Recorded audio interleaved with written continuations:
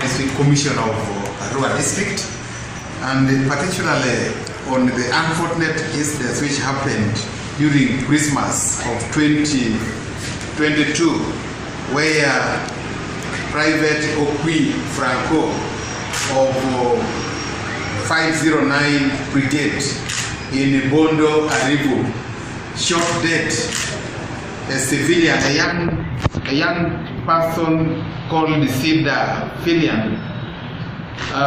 We have already made our communications. I communicated to the brigade commander to remind him of the promise he made when this incident happened, the promise he made to the bereaved family, to the people of Arivu, to the people of Arua District in general, that justice will prevail, and that Private Okwi Franco, who shot dead the youth, will be tried by the court martial. So 2 weeks ago, I wrote to the brigade commander to remind him of this promise, and he has given me a reply. Today it has been confirmed in our district security committee meeting that all the files have already been taken to the division section of the UPDF, and plans or preparations are now on final stages to ensure that the court martial sits in the venue of the incidents. That will be in Bondo itself, where the shooting took place.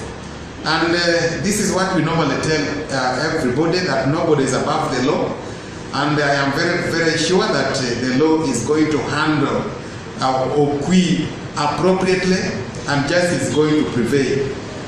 Mine is only to tell the people of Arua to remain calm. We shall appropriately communicate when the court martial is going to sit, and then they will come and witness justice take place. We want to discourage as much as possible the acts of the private, of the UPDF private, who acted on his own behalf, not on behalf of the institution. Because the UPDF institution is a Uganda People's Force, People's Defense Force, that is pro-people. And you remember during the Karesita, we participated with the UPDF in the cleaning of the city, in moving around and marching around, and the brigade commander himself assured the entire population of the civilians that the army, the UPDF army, is meant for the people, and that if an individual like Okwi behaves the way he behaves, then he takes personal responsibility and personal liability. And I also want to thank the brigade for taking up with the burial expenses, because they offer the basic requirements that enable the burial of Philliam, may his soul rest in eternal peace, to take place. Maybe just briefly, ever since the incident, how has been now the relationship between the community and the division forces? Because yes, we are saying it's not the first incident. Yes, that has happened before. Of course, the first one was concerning URA. You remember some times ago, when URA during its operations shot another civilian dead. But these are isolated cases, and we have since engaged the community in Bondo and Arivu in general, those ones living with the UPDF, and since their relationship has been cemented, and they are working amicably. They have also understood that normally in society there can be one or two people who are errant, but that does not reflect the image of that particular society or community. In this case, it does not reflect the image of the brigade. The brigade has for a long time been living amicably with the community. Remember, we have our people who are farming, who are taking advantage of the land of the barracks, the idle lands, parts of the idle land. Then they will go and cultivate. And then the UPDF would also come out from the barracks once in a while and interact with the civilians in the training center during their social lives in the evenings. So their stay has always been amicable, and this incident was an isolated one, and the community, the last time I visited them was on 20th of this month, last Monday. When I visited them, we interacted with all the political leadership, all the technical leadership, and the opinion leaders. When we interacted with them, they said, no, what they only need is to see justice take place, because they are also very, very confident that this country and the NRM government in particular is having elaborate laws where nobody is above the law. When you mess up, even if you are ignorant of the law, the ignorance of the law will not be defense. When you mess up, you are handled accordingly. And I take this opportunity to inform my people of Arua that they should continue respecting the law. Nobody should take the law in his or her own hand. Whatever level of complaint, they should always get in touch with us. Our offices are open 24 hours a day and 7 days a week. Anytime our phones are open, we can easily be reached. And we have our elaborate structure up to the sub-county, where the chairman LOC3 is actually the chairperson of the sub-county security committee. They can generate their complaints right from chairman LOC1, who happens to be the village chairperson of the village security committee.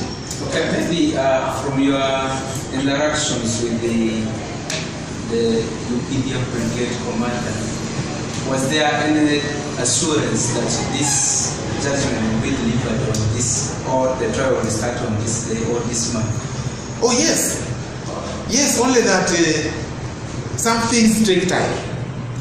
Like easy positivity could be seen from the date of the death. He's saying within 1 month, justice should have been prevailed upon. But of course, like I said, some things take time, and there are due processes in the systems. At times, it may not happen the way you would wish to see it happen express. But still, if we talk of March, like they told us, as soon as possible, in any case, not later than March. March is just around the corner. In the next 1 or 2 weeks, we shall be in March. And ours is to press for justice to prevail as soon as possible, because we don't want also to put people in anxiety that they lose trust, because they say justice delayed is more or less justice denied. But we know that our institutions are very, very busy, and some of these other issues, we are not the only one. They could also be focused on other places, because the division is a very wide area of jurisdiction, and they handle very many districts in Asholi and West Nile entire sub-regions.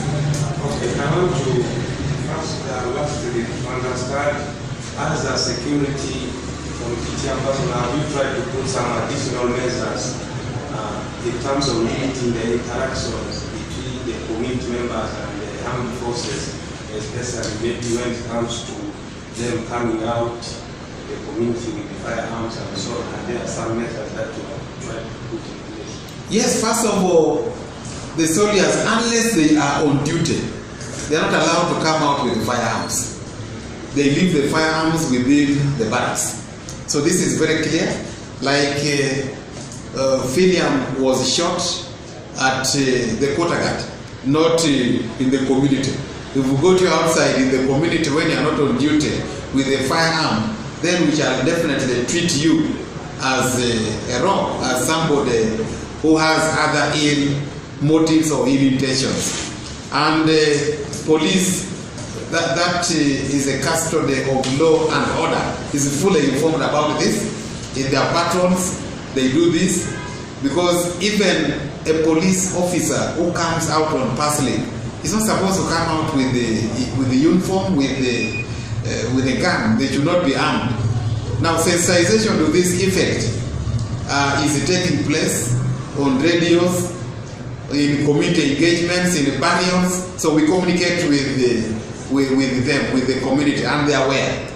I am happy with the cooperation of the administration of the UPDF, because first they attend our security meeting, and we normally discuss this frankly and resolve on it in our security meetings and in our personal interactions. However, we have also told the civilians, of course not in this case of Philliam, but there can be an attempt of civilians to provoke the armed either police or UPDF personnel. This is not acceptable at all, because these people are carrying guns, not walking sticks. I recall an instance in Ajono Yivu, where the civilians attacked policemen who had gone for lawful arrest. And this is the first time I am seeing this in my lifetime service as RDC for the last 5 years. Because I am surprised that civilians can dare to attack armed personnel. This is very, very risky, very, very dangerous, because at a trigger of the bullet, you can be dead. So if police is coming to effect lawful arrest, please just surrender, put up your hands and tell them we go. At times you may not even need to handcuff you. You majestically walk and make your statement, because our laws are in such that you are innocent until proven guilty. You are just a suspect. And that is it with that. So some people dare the armed personnel. This is very, very dangerous. We discourage it as much as possible. Now, maybe the issue of compensation, because the other time the communities were trying to raise the issue of their own relatives that have been shot there by the soldiers and some have not been compensated. So they were eager to make sure that the Shida Philliam must be compensated fully. So has the Duty Security Committee have any kind of discussion in regards to that? Yes, like I told you, it is left to the courts of law, because the compensation cannot be rated by any individual. That is a matter of court. What the UPDF did was only to meet the burial expenses at around 2.5 million, the coffin, the food. But the issue of compensation, first of all, we must know that life can never be compensated. Probably it is only God that can compensate life in his way or the other. Life is invaluable. So we cannot talk of compensation because we cannot rate it. But it can be something similar to that.